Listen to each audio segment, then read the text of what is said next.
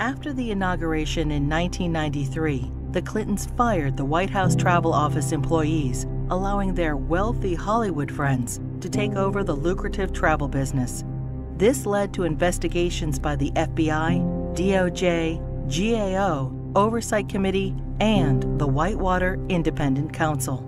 The Clintons claimed the firings were due to financial misdeeds, but the employees were cleared on all counts. Hillary Clinton allegedly played a central role in the firings, yet in her sworn testimony, she claimed she was not involved. The independent counsel found this to be factually inaccurate and that she made factually false statements. The Clintons were forced to remove their friends and reinstate the previous employees. Vince Foster, the longtime friend and companion of Hillary Clinton, was significantly involved in several Clinton scandals. Due to the strange circumstances surrounding his death in 1993, an investigation ensued. Before the police arrived, Clinton staffers illegally removed boxes of documents on Whitewater and presumably Travelgate and other sensitive issues. President Clinton put his wife in charge of the most expensive program in the country. There was a national outrage that the unelected, unqualified First Lady was going to design America's healthcare system. In a 1993 interview, Hillary Clinton admitted, "I am not an expert on healthcare. I'm not somebody who has studied it." Hillary Clinton kept the Presidential Task Force on National Healthcare Reform shrouded in such secrecy that a federal judge threatened to hold the administration in contempt. 2 years later, the healthcare plan was a 1,342-page nightmare, including gatekeepers, health alliances, purchasing cooperatives, new and higher taxes, and restrictions on choosing doctors. Physicians, hospitals, large and small businesses, insurance companies, Democrats, Republicans, and the general public rejected the program, and it failed disastrously. The General Accounting Office put a price tag of $32 million on Hillary Clinton's healthcare fiasco. For dishonesty, Hillary Clinton and others were fined $450,000. Court costs to taxpayers were $725,000. In 1996, with Hillary Care fresh in their minds, Americans voted both the Senate and the House into Republican hands for the first time in over 4 decades. In 1994, President Clinton's Attorney General Janet Reno initiated an investigation focusing on fraud accusations against the Clintons regarding their real estate venture, Whitewater Development Corporation, co-owned with their friends Jim and Susan McDougal. Hillary Clinton was the central figure, and the probe revealed pervasive conflicts of interest between the Rose Law Firm, where Hillary Clinton was partner, and its client, Madison Guarantee, owned by Clinton business partner Jim McDougal. Hillary Clinton claimed billing records, subpoenaed and critical to the investigation, were lost. It is presumed they were stolen from Vince Foster's office the night he died. 19 months later, following the Clintons' acquittal, many of the missing records reappeared in the Clintons' residence. As they were covered with Hillary Clinton's fingerprints, she fell under suspicion of obstruction of justice. Their business partner, Susan McDougal, refused to testify against the Clintons, assuring they were not charged. Susan McDougal went to prison for her silence, but was pardoned by President Clinton. 15 Clinton associates were convicted of 40 federal crimes related to Whitewater. The independent counsel's report highlighted the president's abundant and calculating lies under oath, obstruction of justice, and abuse of power. During this case, many other alleged abuses were uncovered. The 4.5-year expanded investigation cost taxpayers $145 million.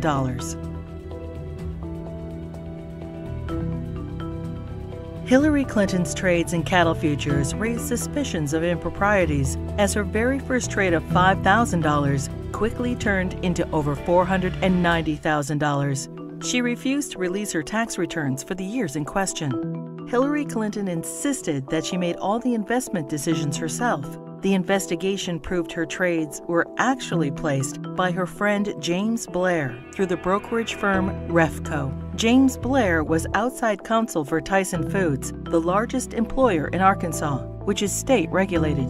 The perception was Mrs. Clinton received preferential treatment and incredible financial returns as a way to garner favor with her husband, then governor of Arkansas. Refco was investigated and paid the largest fines in the history of the exchange.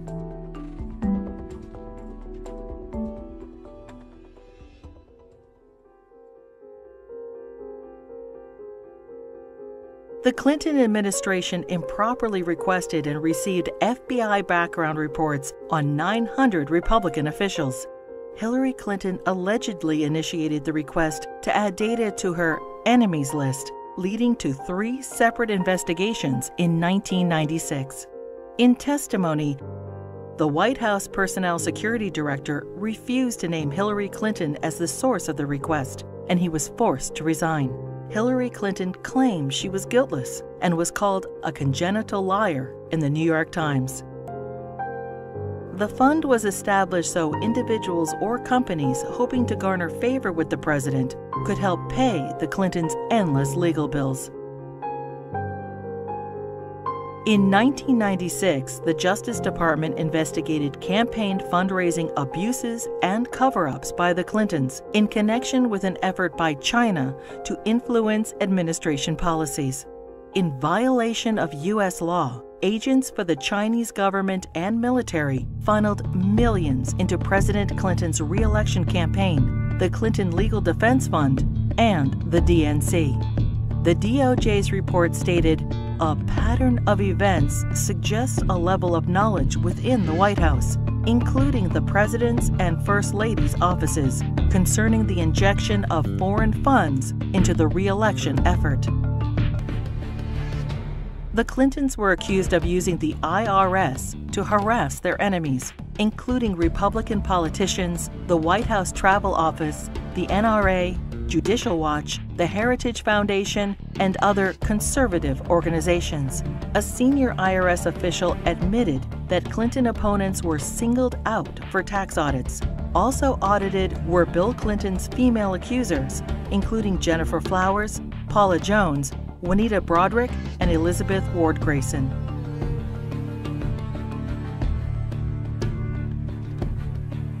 As he was leaving office in January 2001, President Clinton pardoned 450 people for crimes ranging from cocaine trafficking to kidnapping and terrorism. Several pardons personally benefited Hillary Clinton and were investigated for direct ties to her New York Senate bid.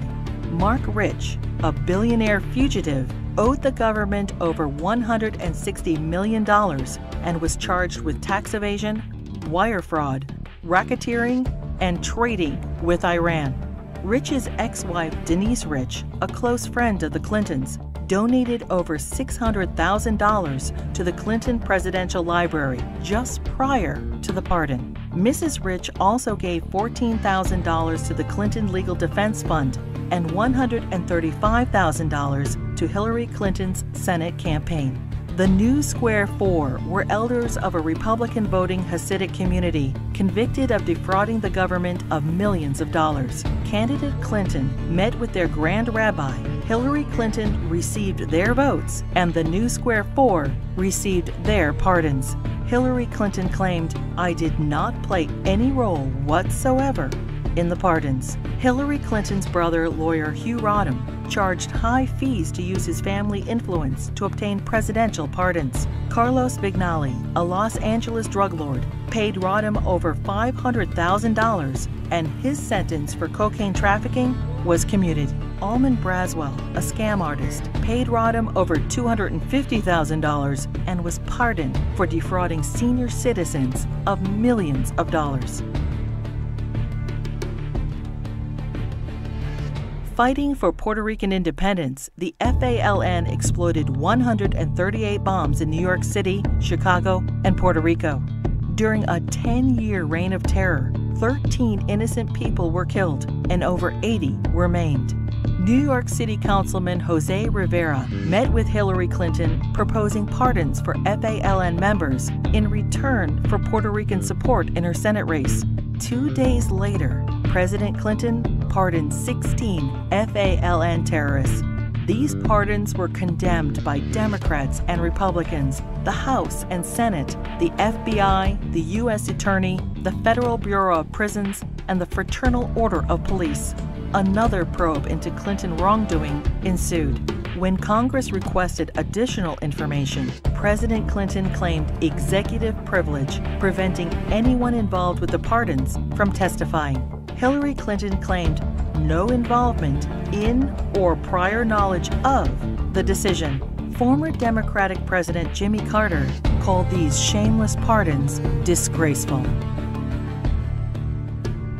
The largest political fundraiser in U.S. history became the largest election fraud in history. In the year 2000, the fundraiser for Hillary Clinton's New York Senate race was attended by 1,300 people, including the Hollywood elite and the Democratic leadership.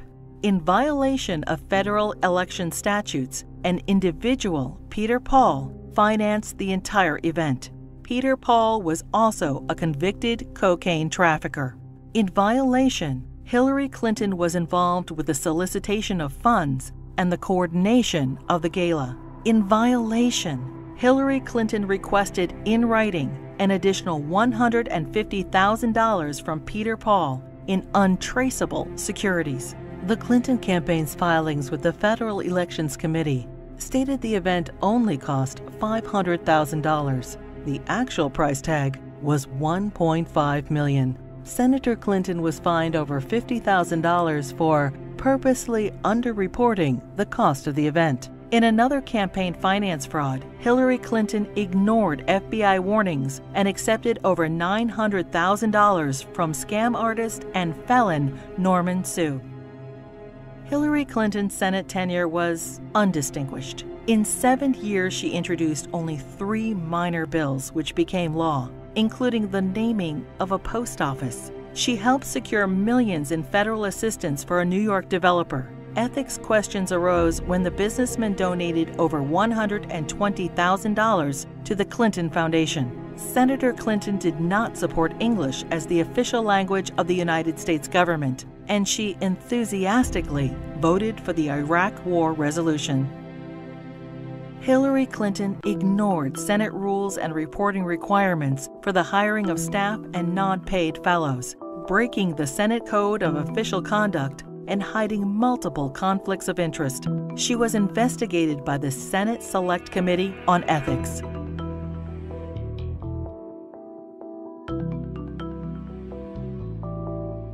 Hillary Clinton's long history of campaign finance abuses continued.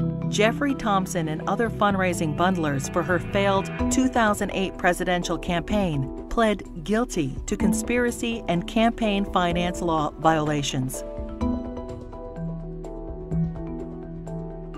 In the primaries, Democrats nominated the little-known junior Senator Obama over the well-known, scandal-ridden Hillary Clinton. In 2009, President Obama nominated Hillary Clinton as Secretary of State. In 2014, the State Department spokesperson was asked to identify one tangible achievement from Hillary Clinton's 4 years as Secretary of State. She responded, "I am certain those who were here at the time, who worked hard on that effort, could point out one." Secretary Clinton's tenure had no signature doctrine or diplomatic breakthrough. It was, however, 4 more years of scandals. The Clinton State Department wasted $80 million on a U.S. consulate in northern Afghanistan, which will never be completed. Under Clinton's name, the Foreign Service gathered details on foreign diplomats, our allies and officials of the UN, including internet usernames, email addresses, credit card numbers, fingerprints, frequent flyer account numbers, and work schedules. The Clinton State Department lost approximately $6 billion due to improper filing of contracts. The FBI, CIA, and the DOJ requested that Boko Haram be designated as a terrorist group so the agencies could pursue them. Secretary Clinton declined, and the group continued its reign of terror, including the kidnapping of 300 schoolgirls in Nigeria. A special investigator for the State Department claims probes into illegal acts by the Diplomatic Security Service and ambassadors were influenced, manipulated, or simply called off under Hillary Clinton. These include sexual assaults by State Department security officials in Beirut, endemic engagement of prostitutes by Hillary Clinton's security detail, drug use by State Department contractors in Baghdad, solicitation of child male prostitutes by U.S. ambassador to Belgium. Secretary Clinton's spokesperson claimed Hillary Clinton had no knowledge of any of the scandals in her State Department. We learned of it from the media and don't know anything beyond what's been reported.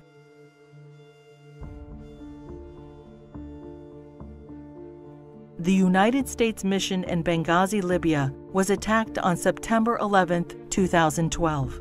As Hillary Clinton was Secretary of State at the time, she is at the heart of the cover-up investigation.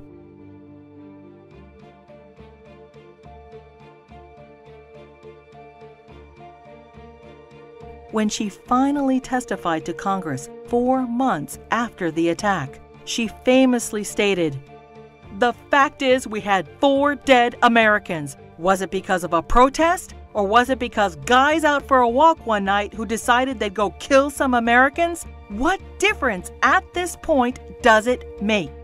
Hillary Clinton testified that she submitted all documents requested by Congress. 20 months later, and only through a Freedom of Information Act request, 41 new documents were released, including changes to Ambassador Susan Rice's talking points. More documents are still being withheld.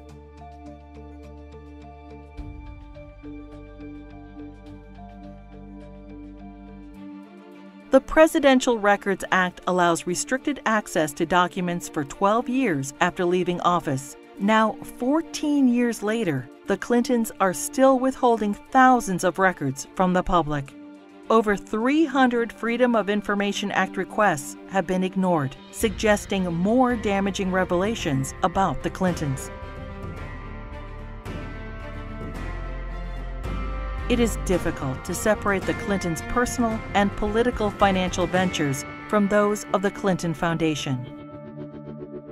The New York Times expose on the Clinton Foundation details moral and fiscal chaos, shameless fundraising, and calls it mired in conflicts of interest.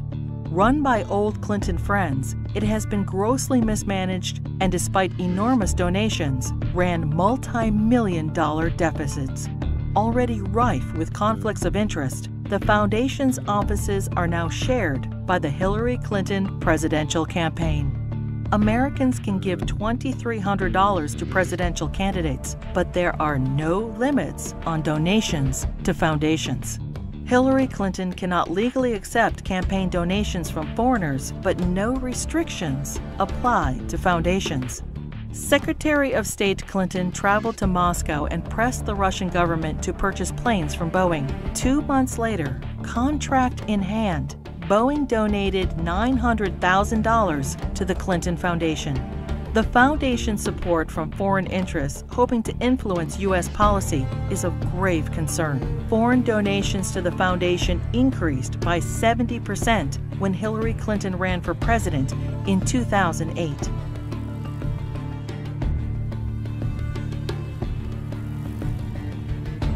Saudi Arabia has financed terrorists, has an abysmal women's rights record, and punishes homosexuality by death. And yet, the Kingdom of Saudi Arabia is one of the largest supporters of the Clinton Foundation. In a Clinton co-presidency, every large donation could raise suspicions of improprieties or influence peddling and lead to non-stop investigations. The great story here for anybody willing to find it and write about it and explain it is this vast right-wing conspiracy. It's no secret that we're going up against some pretty powerful forces that will do and spend whatever it takes to advance a very different vision for America.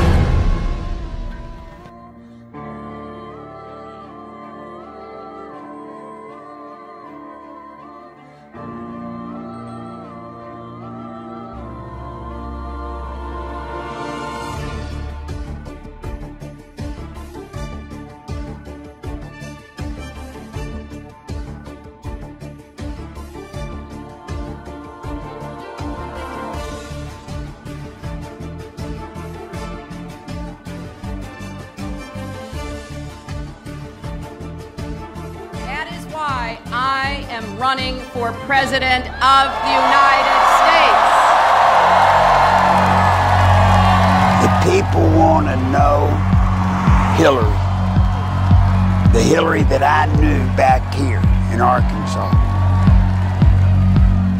When she was in the Benghazi hearings, when she said, "What difference does it make? They're dead."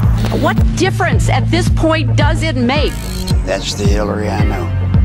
We came, we saw, he died. Hi, Secretary Clinton. Would you sign this for me? Sure, what's your name? If you can make it out to Christopher Stevens. I think you knew him. Yeah, I'm not going to make it out to Chris Stevens. What difference does it make? Here it goes, here. Yep. Senator Clinton has extraordinary ability to obfuscate, refuse to answer questions, avoid confrontations, and up until now has been given a pass on it. A story in the New York Times talking about why Senator Clinton voted this way, because I think some people were surprised by it. And her advisor said that she voted yes because she was moving from primary mode to general election mode. Primary mode versus general election mode? How about tell the truth mode? How about we say the same thing in the primary that we say in the general election? We know that Hillary's an insecure person. Secure people don't lie. They don't lie inveterately the way she does. Hillary Clinton points to her time in the White House as a large part of her qualification for the job as president. But most of the news media has conveniently forgotten that her time as First Lady was mired in controversy. The core of the controversy is how truthful Mrs. Clinton has been in answering questions, sometimes under oath, about Whitewater and other matters. She was the first Lady to come under criminal investigation. In both Little Rock and Washington, D.C., she was plagued by numerous scandals. I finally parted company with Hillary Clinton when I saw how she was using private detectives to investigate the women who were linked to her husband. Not to change him, not to reform him, not to make him a better person, but to cow the women into silence so that he could get elected president.